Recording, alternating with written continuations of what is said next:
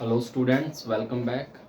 So students, in our previous lectures, we were discussing about the phenomena of evaporation. Okay, and we came to know that evaporation is just a phenomena of conversion of liquid state into its gaseous state just before the boiling point of that liquid. Okay, so that was called evaporation. Okay, there after that we have discussed a lot of factors that will affect the evaporation. Okay, and we have finished our lecture by saying that in further video lecture we will discuss about how evaporation will cause cooling. Okay, so our today's topic is how does evaporation cause cooling, means evaporation की process से cooling कैसे होती है हमारे environment में, वो हमें आज डिस्कस करना है. ओके, सो स्टूडेंट्स, जब इवेपोरेशन की बात चल रही थी तब मैंने ये बोला था कि इवेपोरेशन क्या होता है. जब इवेपोरेशन होता है, प्रोसेस होती है इवेपोरेशन की, तो होता क्या है उसमें उसमें जो पार्टिकल्स होते हैं लिक्विड के, जिनके पास क्या होती है हाई काइनेटिक एनर्जी होती है, वो क्या करते हैं बेटा, फोर्स ऑफ अट्रैक्शन जो between the constituent particles of the liquid होता है उसको क्या कर जाते हैं, ओवरकम कर जाते हैं, and they finally leave the surface of the liquid and converted into their vapour states. Okay, so जो ये लिक्विड थे, जो लिक्विड पार्टिकल जिनकी हाई काइनेटिक एनर्जी थी, वो क्या करते थे, सरफेस को लीव कर जाते थे, वेपर्स में कन्वर्ट हो जाते थे. ठीक है बेटा, सो ऐसे हो गए इवेपोरेशन होता था. ठीक है, सो अब कूलिंग कैसे हुई उससे हमें ये देखना है.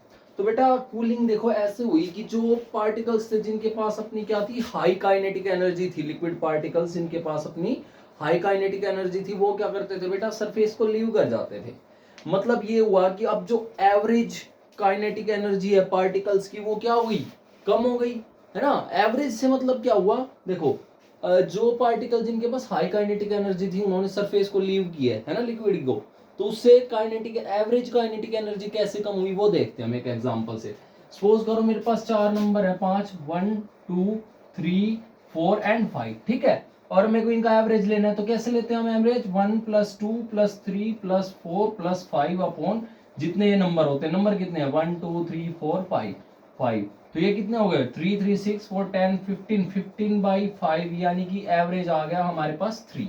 ओके, अब सपोज करो ये बड़े नंबर्स हैं इनको मैं रिमूव कर देता हूं. ठीक है, अब रिमूव कर दिया तो अब मेरे पास नंबर कितने हो गए, 3 1 2 3, तो मैं इनको रिमूव कर देता हूं, तो मेरे पास हो गए 1 2 3 और 3 6, और नंबर भी कितने हो गए बेटा, हमारे पास 3, यानी कि जो रिजल्ट आ गया वो हमारे पास क्या आ गया बेटा, 6/3, यानी कि एवरेज हमारी आ गई 2. ठीक है, यानी कि क्या हुआ, एवरेज कम हुआ, है ना. अब सपोज करो मैंने ये 4 5 ना रिमूव करके अगर मान लो मैं ये 1 2 रिमूव कर दूं, तो हमारी एवरेज पे क्या इफेक्ट पड़ेगा.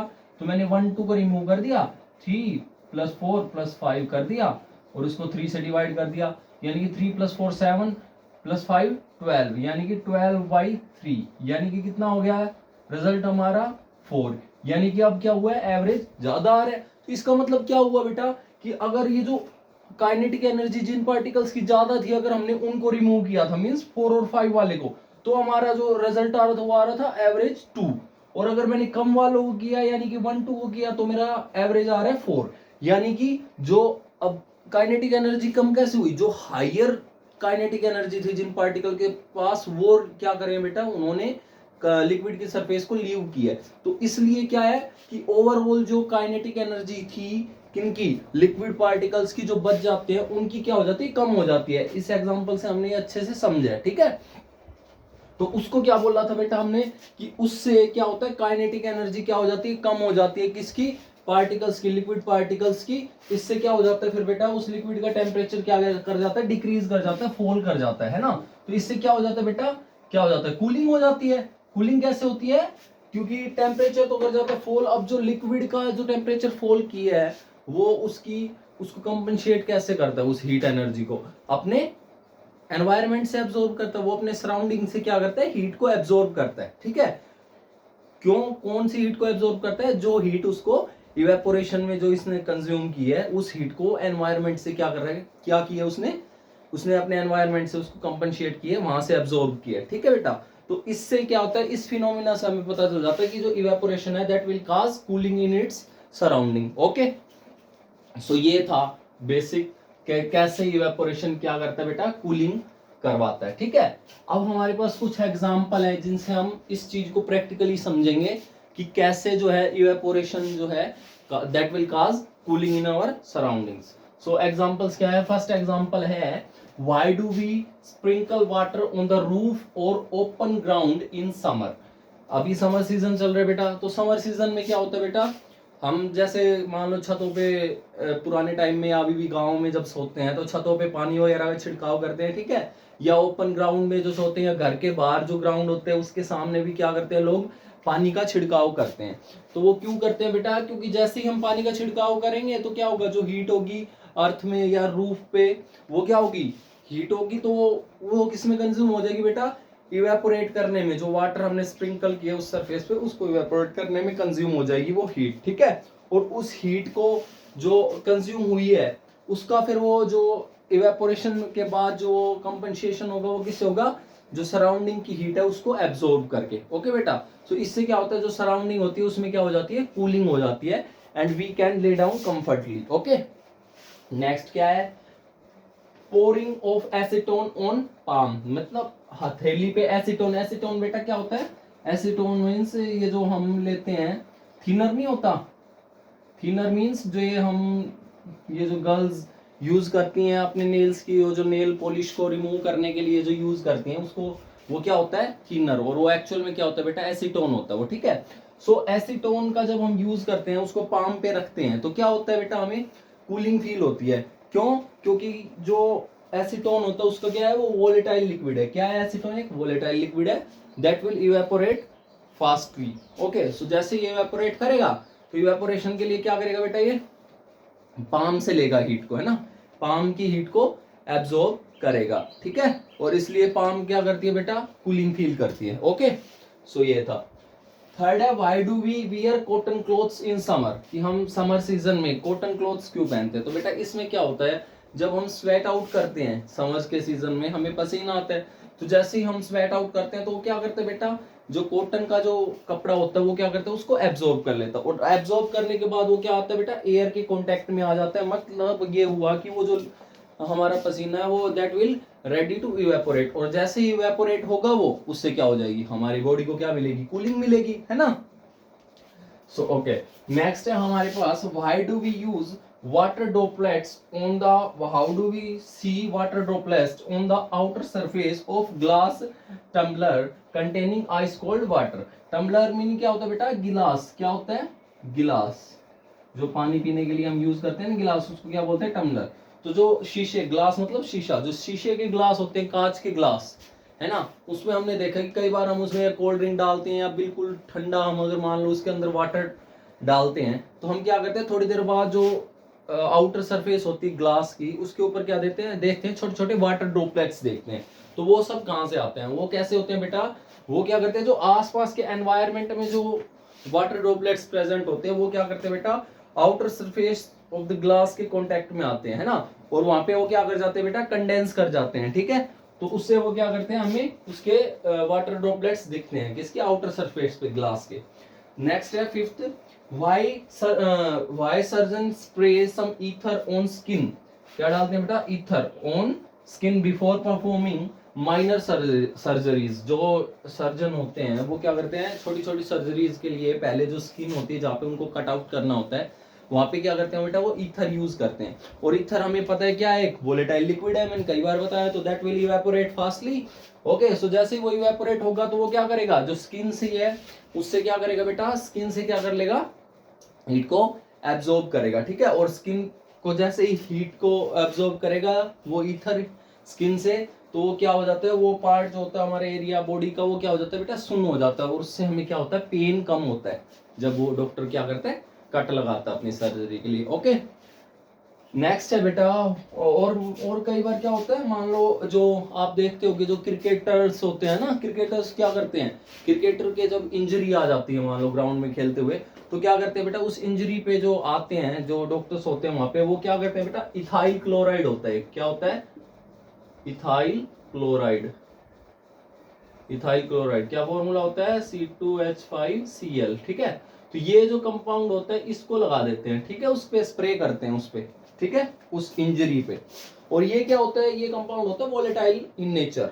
सो जैसे ये वोलेटाइल होता है, ये इवेपोरेट करेगा, और जैसे ये इवेपोरेट करेगा तो वो क्या करेगा, उस स्किन से क्या लेगा, ये हीट लेगा, और वहां पे उस इंजरी को क्या कर देगा, वो सुन कर देगा, ठीक है, उस पार्ट को, जो डैमेज पार्ट है हमारी बॉडी का, उसको सुन कर देगा। और सुन करने के बाद हमें क्या बेटा, पेन फील नहीं होगा उस पार्ट पे, ठीक है। सो ये किसका था, इवेपोरेशन का एक एग्जांपल था। नेक्स्ट है sixth and last one, why is ice rubbed on a Brunt part of the skin. की कई बार हमारा क्या होता है बेटा, हमारी बॉडी का कोई पार्ट मान लो ब्रंट कर जाता है ना, तो उसपे क्या होता है, थोड़ी सी जलन होती है ना, तो उस जलन को कम करने के लिए भी कई बार हम क्या करते हैं, आइस क्यूब उस पे रब करते हैं, ठीक है, उस पार्ट पे। तो जैसे ही हम आइस पे आइस रब करते हैं वहां पे, तो क्या होता है बेटा, जो आइस होती है वो स्किन से क्या करती है बेटा, हीट एब्जॉर्ब करती है, ठीक है। और जैसे ही वो हीट एब्जॉर्ब करेगी तो क्या करेंगे बेटा, हीट जो वो हमारा जो पार्ट है, जो स्किन है, वो क्या हो जाती है बेटा, सुन्न हो जाती है, जिससे क्या हो जाता है बेटा, सुन्न होने के बाद में उसमें पेन या जलन जो है वो हमें फील नहीं होती, ठीक है बेटा।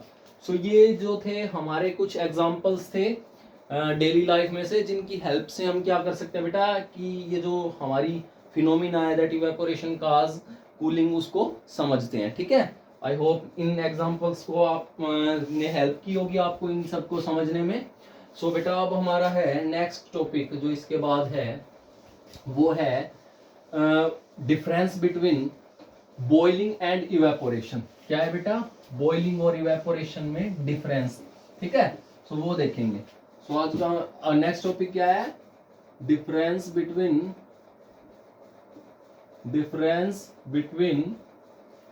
Boiling and evaporation. So what is the difference between boiling and evaporation, ये हमारा बेटा लास्ट टॉपिक है इस चैप्टर का, ठीक है। सो मैं अब इनको क्या करूंगा, कंपेयर करके बताता जाऊंगा आपको कि बॉइलिंग में और इवेपोरेशन में क्या डिफरेंस है, ठीक है।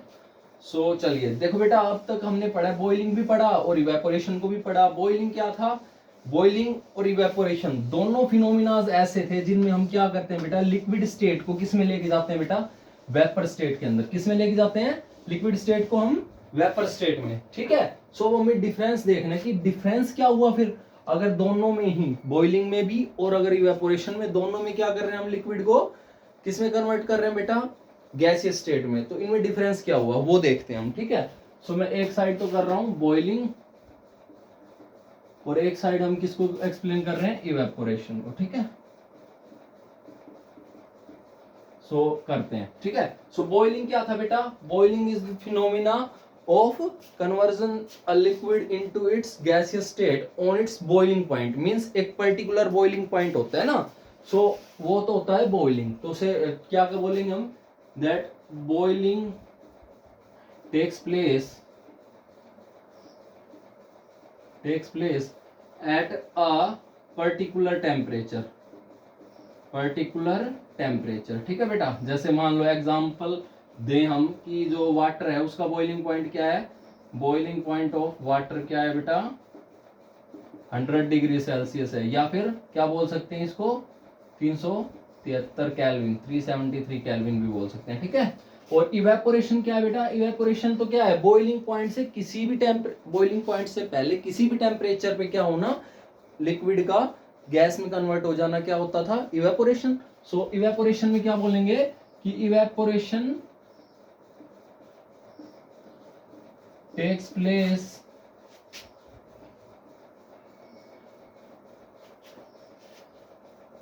एट इट्स आउंस, मतलब अपने आप ये क्या करता है बेटा, होता है before the boiling point at all temperatures. मतलब कोई भी टेम्परेचर हो बॉइलिंग पॉइंट से पहले, उन सभी टेम्परेचर पे ये इवेपोरेशन की प्रोसेस होती है और अपने आप होती है, ठीक है बेटा। सेकंड एग्जांपल क्या है बेटा, जो बॉइलिंग पॉइंट है इसमें क्या है बेटा, ये कौन सा फिनोमिना है बेटा, बॉइलिंग पॉइंट फिनोमिना है वॉल लिक्विड का, ठीक है। वॉल लिक्विड का मीन्स ये फिनोमिना है बल्क का, मतलब कि पूरे लिक्विड में बबल्स की फॉर्म्स में क्या होता है बेटा, ये होता है, ठीक है। तो क्या बोलेंगे कि boiling is a bulk phenomena. Bulk phenomena से मतलब समझ रहे हो ना, बल्क फिनोमिना का मतलब है बेटा कि ये जो है ये पूरी, जब हम हीट करते हैं लिक्विड को तो बबल्स की फॉर्म में क्या करता है, पूरे जो पूरी सरफेस होती है लिक्विड की उसमें अंदर तक के जो लिक्विड है वो क्या करते हैं बेटा, वेपोराइज करता है, ठीक है। और ये जो इवेपोरेशन है इसमें क्या होता है बेटा, ये ओनली सरफेस ऑफ लिक्विड पे होते हैं, जो सरफेस पे जो प्रेजेंट होते हैं लिक्विड मॉलिक्यूल्स वाटर की, वहां ये इवेपोरेशन जो है इसकी प्रोसेस होती है, ठीक है। सो ये क्या है बेटा, इवेपोरेशन क्या है, it is a surface phenomena. ये कैसा फिनोमिना बेटा, सरफेस फिनोमिना है, ठीक है, सरफेस फिनोमिनन, ठीक है। अच्छा, अब ये जो है तीसरा पॉइंट क्या है बेटा, बॉइलिंग डजंट कॉज कूलिंग, क्योंकि बॉइलिंग से क्या है, कूलिंग नहीं होती, ठीक है। तो बॉइलिंग क्या है बेटा, boiling does not cause cooling, ठीक है बेटा। बॉइलिंग से कूलिंग में कोई हेल्प नहीं मिलती, बट ये क्या होती है बेटा, इवेपोरेशन के केस में क्या होता है, इवेपोरेशन क्या करते हैं बेटा, इवेपोरेशन causes कूलिंग, ठीक है। इवेपोरेशन क्या करता है बेटा, कूलिंग में हेल्प करता है, तो so evaporation causes cooling but boiling doesn't cause any cooling, ठीक है। सो ये डिफरेंस था हमारा बेटा किसके बीच में, बॉइलिंग में और इवेपोरेशन में। That's all for today. और इसी के साथ जो आपका फर्स्ट चैप्टर है that is matter in our surroundings वो कंप्लीट होता है यहाँ पे, ठीक है बेटा। लेकिन कंप्लीट तो ये मेरी तरफ से हुआ है, आपकी तरफ से कब कंप्लीट होगा, जब आपके सारे इसके क्वेश्चंस आप अच्छे से कर लोगे, उनको अच्छे से समझ लोगे, जो डाउट्स उनको अपना सॉर्ट आउट कर लोगे, ठीक है बेटा। तो इसके साथ आपको जो जितने भी एनसीईआरटी क्वेश्चन है मैटर इन आवर सराउंडिंग्स के, उनको अच्छे से करना है, अच्छे से उनको समझना है, और जो चीज ना आए उन डाउट्स को आपको शॉर्ट आउट करना है, ओके बेटा। So till then keep learning, thank you.